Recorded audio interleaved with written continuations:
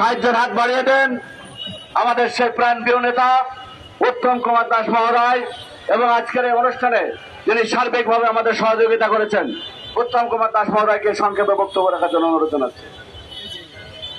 ধন্যবাদ।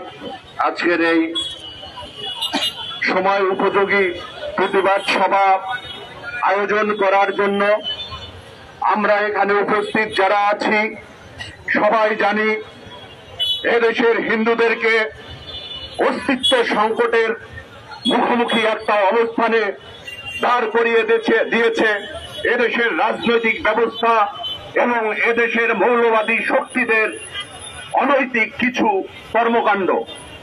বিভিন্ন সময় আমরা দেখি বিভিন্ন স্কুল কলেজ বিশ্ববিদ্যালয় সহ হিন্দু শিক্ষকদের অবমাননা, ধর্মীয় অবমাননার নামে লাঞ্ছিত করে চাকরিচ্যুত করে তাদেরকে দেশ থেকে বিতাড়িত করার একটি হীন প্রচেষ্টা দীর্ঘদিন থেকেই আমাদের দেশে চলছে।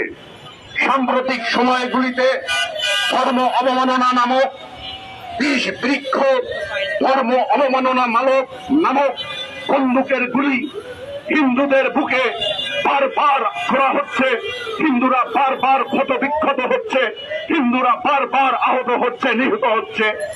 আমরা দেখেছি 5ই আগস্টের পরেও খুলনার সেই অপূর্ব পাল, উৎসব মণ্ডল, কুড়িগ্রামের পরেশ শীল সহ ময়মনসিংহ গাজীপুরের সেই দীপু দাসকে ধর্মীয় অবমাননার নামে কিভাবে তাদেরকে পুড়িয়ে জীবন্ত ভাবে পুড়িয়ে তারা কাবাব বানিয়েছে। এ মনে হয় মানুষ নয়, বাংলাদেশের ইস্তার কাবাব কিংবা সুপার কাবাবের কাবাব ঘরে একটা হিন্দু ছেলেকে জীবন্ত ভাবে পুড়িয়ে মেরেছে। কিন্তু এদেশের প্রশাসনিক ব্যবস্থা, এদেশের রাজনৈতিক ব্যবস্থা কোনো কিছু তার প্রেক্ষাপটে কোনো অগ্রণী ভূমিকা পালন করেনি। এবং প্রেক্ষাপটে আমরা দেখলাম যে দীপু দাসের সেই হত্যাকারীরা দীপু দাসের সেই প্রকাশ্য কাবাব বানিয়েছে বলে প্রচার করা সোশ্যাল মিডিয়ার সেই ছেলেপেলেগুলো তারা জামিন পেয়ে বের হয়ে গেল। সংগ্রামী ভাইয়েরা,